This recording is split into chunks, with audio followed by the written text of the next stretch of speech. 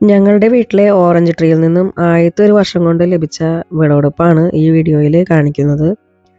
ഒരു വർഷത്തിനുള്ളിൽ വിളവെടുക്കാൻ ഞാൻ ഉപയോഗിച്ച പ്രധാന വളത്തെക്കുറിച്ച് ഈ വീഡിയോയിൽ പറഞ്ഞിട്ടുണ്ട്. നിങ്ങളുടെ വീട്ടിലെല്ലാം ഓറഞ്ച് കൃഷിയുണ്ടോ? ഞാൻ ആദ്യമായിട്ടാണ് ഒരു ഓറഞ്ച് ട്രീ വീട്ടിൽ വാങ്ങിച്ചു വെക്കുന്നത്. വീട്ടിൽ ഓറഞ്ച് കൃഷി ചെയ്യാൻ ആഗ്രഹിക്കുന്നവർക്കായി ഇതിൽ കുറച്ച് ടിപ്പുകൾ ഞാൻ പറയുന്നുണ്ട്.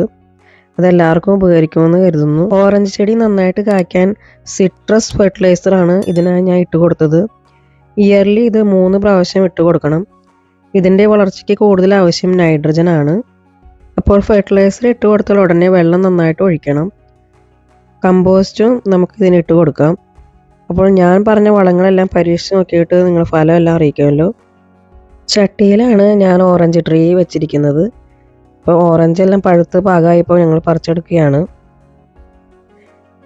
ഏതിനും ഓറഞ്ച് പറിക്കാനായിട്ട് കൂടിയിട്ടുണ്ട്. അവൻ ആദ്യമായിട്ടാണ് ഓറഞ്ച് ചെടിയിൽ നിന്ന് ഇങ്ങനെ പറിച്ചെടുക്കുന്നത്.